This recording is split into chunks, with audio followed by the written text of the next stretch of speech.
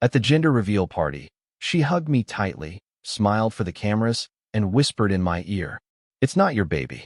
The next second, she stabbed the giant black balloon. Blue confetti exploded into the air. Everyone around us screamed and clapped, recording, laughing, celebrating. I stood there like a dead man, smiling for the pictures, knowing everything was a lie. I watched her, Emily, pretending to be the perfect wife, wiping fake tears from her eyes. Her mother hugged her. Her father patted my back. And all I could hear in my head was that one sentence, over and over, "It's not your baby." Inside, I was already dying. Outside, I was still playing the part of a happy husband. Because in that moment, I realized I wasn't just betrayed. I was humiliated in front of everyone I loved.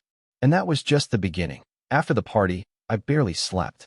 I lay in bed next to Emily, staring at the ceiling, feeling like my skin was on fire. She slept like a baby, breathing soft and steady, like she hadn't just shattered my soul. I replayed her whisper over and over again. "It's not your baby." Was she serious? Was it a joke? But no, Emily wasn't the type to joke about something like that, especially not with that twisted glint in her eyes. The next morning, she acted like nothing happened, laughing, planning baby names, showing me little outfits online with that fake excited voice. I watched her, pretending along, the mask tightening around my face.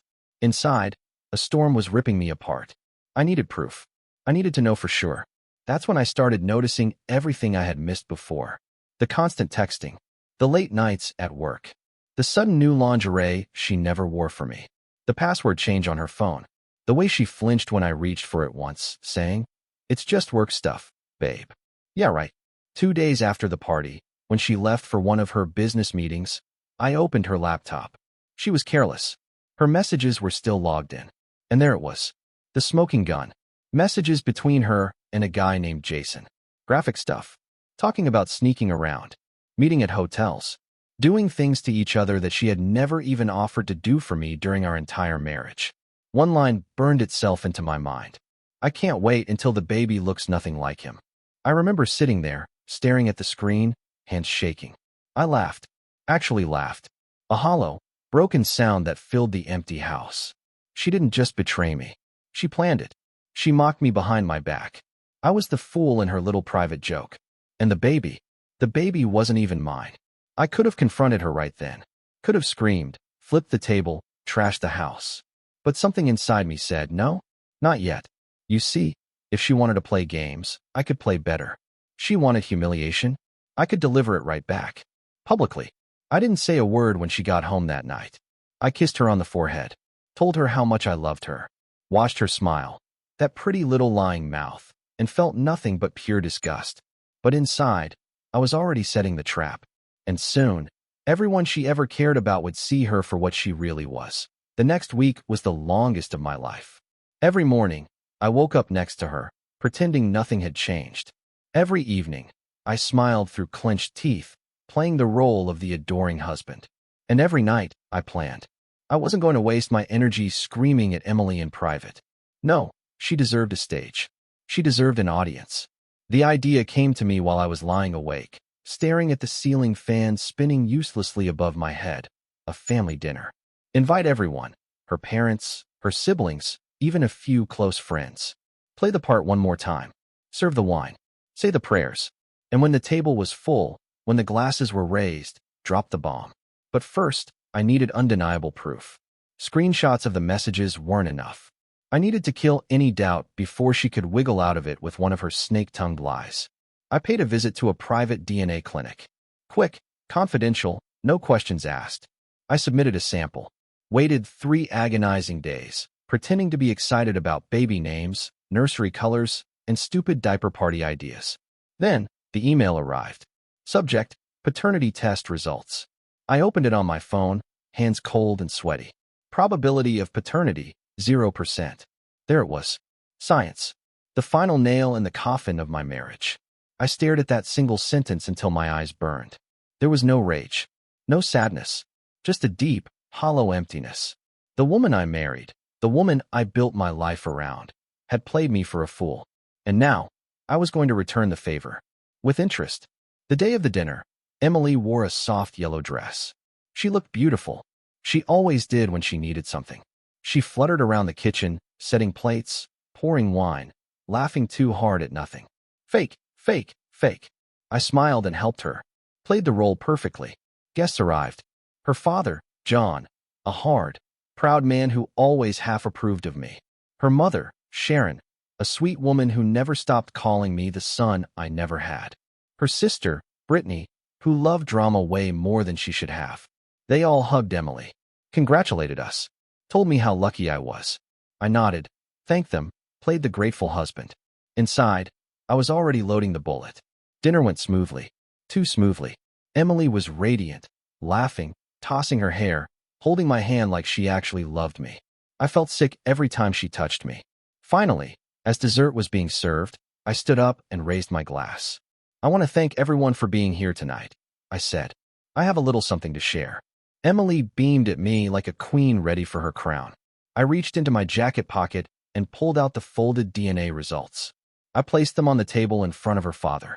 Dead silence. The only sound was the soft clink of a spoon dropping onto a plate. John unfolded the paper, his hand steady. He read it once. His face turned a shade of red I didn't know was possible. Then, bam! He slammed his hand onto the table so hard the silverware jumped. Sharon gasped, tears welling in her eyes. Brittany's mouth hung open. Emily froze, eyes darting around, searching for an exit. I didn't say a word, didn't raise my voice, didn't even look at her. I simply turned, walked out of the dining room, and left the house behind me. The lawyers took care of the rest. But trust me, Emily's humiliation had only just begun. The next few days were a blur of chaos I didn't even have to lift a finger to create. Emily's perfect little world collapsed faster than she could fake another smile. Her father disowned her. Publicly. He made sure every family member knew exactly what she had done. Not just to me, but to their entire family's name. Her mother, Sharon, called me 3 times, sobbing, begging me to reconsider, begging me not to press charges or sue for defamation or whatever else my lawyers were preparing. I didn't pick up. I didn't know them anything anymore. Not my words, not my forgiveness, not even my anger. Emily tried, of course. The text started first. Kyle, please, I made a mistake. We can fix this. It was just a stupid fling. It didn't mean anything. Funny, it didn't seem like nothing when she was sending that piece of trash Jason pictures of the lingerie she never once wore for me. I ignored her. Every desperate text, every tearful voicemail, every fake apology typed out in long, manipulative paragraphs. It killed her, because the one thing Emily craved more than attention was control. And now, for the first time since I had met her, she had absolutely none. On the 3rd day, she showed up at my new apartment, banging on the door, screaming loud enough for the neighbors to peek through their windows. I didn't open it.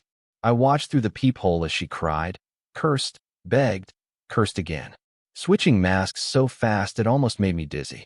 At one point, she even dropped to her knees, sobbing into her hands.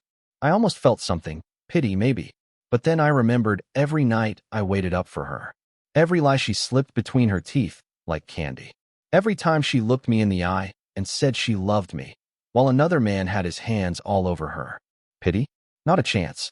Eventually, she left. I went back to my couch, cracked a beer, and turned on the game.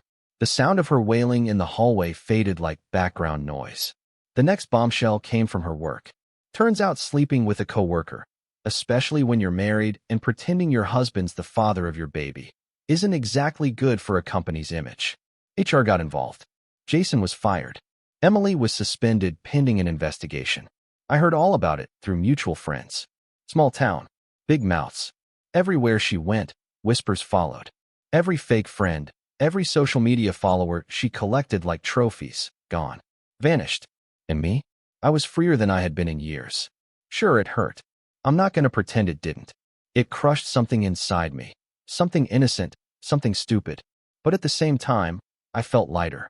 Like I had been carrying a rotten corpse on my back for years and finally cut it loose. I wasn't just surviving. I was coming back to life. One morning, while packing up the last few things from our old house, I found the framed wedding photo we had hung over the mantel. I looked at it for a long time. At the fake smile on her lips. At the way I looked at her, like she was my whole world. Then I dropped it face first into the trash can without a second thought. Good riddance. Freedom tasted good, for a while. But after the dust started to settle, after Emily's screams were nothing but a ghost in my memory, reality crept in. It hit me one night when I came home from work. The apartment was dark, empty, no smell of dinner, no clutter of shoes by the door, no one waiting for me. I stood there, keys dangling in my hand, feeling like a guest in my own life. The loneliness wasn't loud at first. It whispered, little things, making coffee for one, turning over in bed and hitting nothing but cold sheets, seeing couples laughing together at the grocery store, and feeling like I was on the outside of something I once thought I belonged to. Grief didn't hit all at once. It was a slow, steady bleed, a quiet kind of death. One night, around 2 a.m, I cracked, sat at the kitchen table, staring at my old wedding ring lying there under the harsh light. I should have thrown it away, pawned it, melted it down into something useless. Instead, I just stared, and then I broke. The tears came fast, ugly, violent. Not the kind of tears you see in movies, heroic, single drops sliding down a stoic face. No, this was raw, shaking, snot, sobs that ripped themselves out of my throat and left me gasping. I hated her. I hated her for what she did, for making me feel small, for making me doubt every good thing I ever believed about love. But more than that, I hated myself, for missing her, for still wishing, in some pathetic corner of my heart, that she would walk through that door and say it was all a nightmare, that none of it happened, that she was still mine. I hated how weak I had become. The anger came next, hot, rushing through my veins like wildfire. I grabbed the ring and hurled it across the room. It hit the wall with a sharp ping and fell somewhere behind the fridge. Good. Let it rot there. After that night, something shifted in me. A slow, steady hardening, like a broken bone knitting itself back together, tougher, sharper, meaner than before. I stopped pitying myself. I started rebuilding. Gym sessions turned into therapy. Weights became my prayer. Sweat became my confession. Every rep was a middle finger to Emily. Every mile on the treadmill was a step further away from the man she betrayed. I wasn't healing for her. I wasn't healing to prove anything to anyone. I was doing it because I refused to let her be the last chapter of my story. Emily wasn't my ending. She was just a bad plot twist. One night, after a brutal workout, I sat in the locker room, breathing hard, staring at my reflection in the mirror. For the first time in a long time, I didn't see a broken man. I saw someone surviving, someone dangerous, someone no liar could ever touch again. That night, I deleted every picture of her off my phone, blocked her number, cleared the last traces of her from my life, like sweeping glass off the floor after a hurricane. And as I lay in bed, exhausted but peaceful, I promised myself something. No more falling for pretty lies. No more saving people who wanted to drown. No more building homes on quicksand. Next time, if there ever was a next time, I would choose better. And first, I would choose myself. Just when I thought she had finally disappeared from my life, she came crawling back. Because that's what people like Emily do. They don't know how to live without an audience. It started with a letter. A real one. Not a text. Not an email. Handwritten, in shaky, desperate penmanship.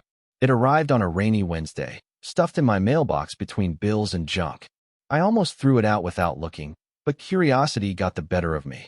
I ripped it open standing in the hallway, dripping water all over the floor. It was pathetic. Kyle, it started. I miss you every second. You're the love of my life. I made a mistake. I was scared. I was stupid. Jason meant nothing. He doesn't even want to be a father. He left me. I'm alone. Please forgive me. Let's raise the baby together. You're his real father in every way that counts. Every word was like poison. Manipulation wrapped in sadness, served up with a side of guilt.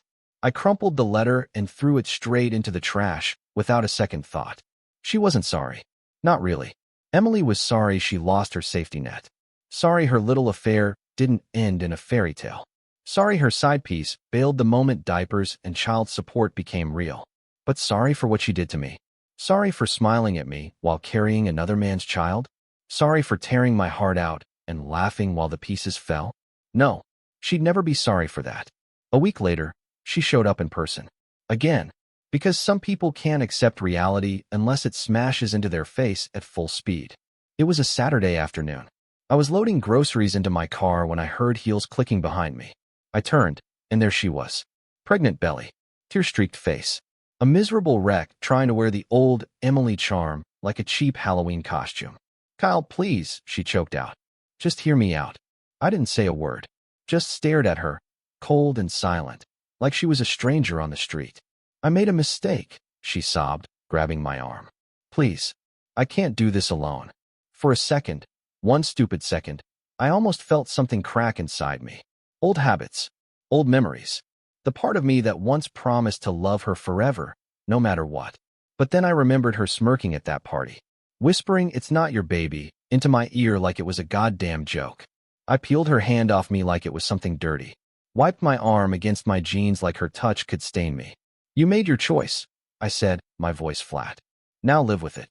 I watched her crumble right there in the parking lot, crying, begging, drawing stares from strangers. I didn't care. Not anymore.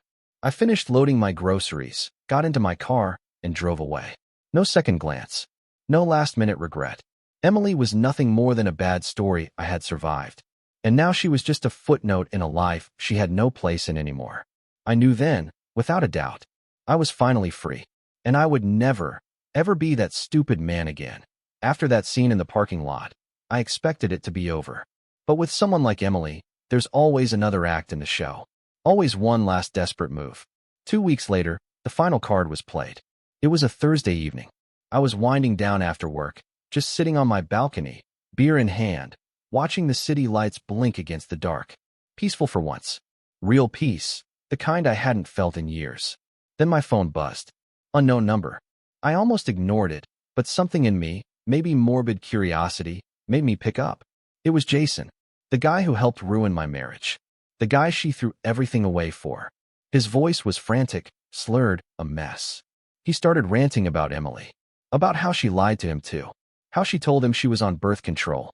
How she promised they'd run away together. How she used him, then dumped him when her life blew up in flames. Apparently, Emily had shown up at his apartment, hysterical, accusing him of ruining her life. Begging him to be a father. Threatening to tell his new girlfriend everything. Jason wasn't calling to apologize. He was calling to vent.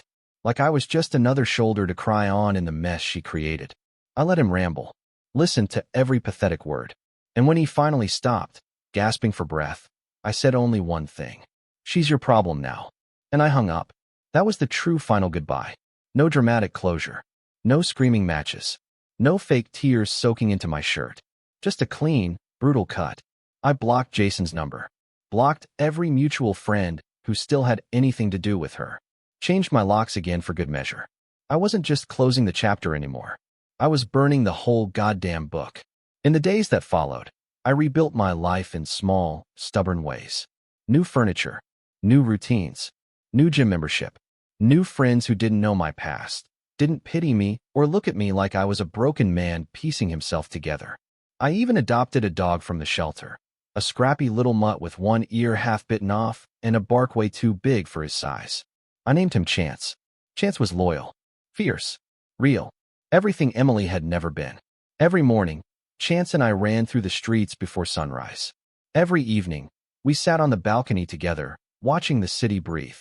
And slowly, piece by piece, I remembered what it felt like to trust myself again. Not other people. Not sweet words or pretty promises. Just me. The scars Emily left would never fully fade. But they didn't own me anymore. They were just reminders, proof that I had survived something meant to destroy me. And when I thought about her now, it wasn't anger I felt. It wasn't even sadness. It was nothing. Absolutely nothing. And that, more than anything, was my victory. It's funny how pain that once felt like it would drown you eventually becomes something you barely remember. Not because it didn't matter, but because you outgrew it. A few months after Emily's desperate games ended, I found myself sitting in a small coffee shop on a lazy Sunday morning. Sun pouring through the windows. Chance curled up at my feet. Life felt still. Solid. Mine. And somewhere between sips of black coffee and the sound of the world humming around me, it hit me. I wasn't the same man who stood at that gender reveal party, smiling through the death of everything he believed in. That man was gone. Buried alongside every lie Emily ever told. The man sitting there now, he was different. Wiser. Harder, sure. But not bitter. I'd learned things the brutal way. Lessons no one wants to learn, but that life sometimes forces down your throat whether you're ready or not. Lesson 1. When someone shows you who they are, believe them. Not who you wish they were. Not who they pretend to be when the cameras are on and the family's watching. Who they are when no one's looking. That's who they really are. Emily had shown me 1,000 times who she was. The lies. The secrets. The little betrayals before the big ones. And I ignored them because love, real love, makes you stupid if you're not careful. Lesson 2. Never hand your self-worth to someone else. It's yours. You protect it. You guard it like your life depends on it, because it does. The second you start needing someone else to make you feel whole, you give them the power to destroy you. Emily didn't break me. I let her. And it would never happen again. Lesson 3. Sometimes the best revenge is no revenge at all. No angry messages. No screaming matches. No late-night drunken phone calls. Just silence. Nothing terrifies a manipulator more than being ignored. Emily could keep spinning her stories. Keep painting herself the victim. Keep chasing after the scraps of the life she burned to the ground. It didn't matter anymore. Not to me. I wasn't in her story anymore. I was busy writing my own. And it was a good one. A better one. In the months that followed, I rebuilt more than just my apartment. I rebuilt dreams. Started a small business. Something I always wanted but never dared to try when Emily's shadow loomed over me. Met people who lifted me up instead of dragging me down. Found joy in the small, stubborn parts of life that no one can steal from you. Was I ready to love again? Maybe. Maybe not. It didn't matter. Because for the first time in a long time, I didn't need anyone to complete me. I was already whole. And if I could leave any advice for the next poor soul blindsided by betrayal, it would be this. Don't let it define you. Don't let it make you bitter. Don't let it shrink you. Use it. Let it fuel you. Let it burn away the parts of you that were willing to settle for less than you deserve. You survive it. You outgrow it. And one day, without even realizing it, you look back and realize the worst thing that ever happened to you was also the thing that set you free.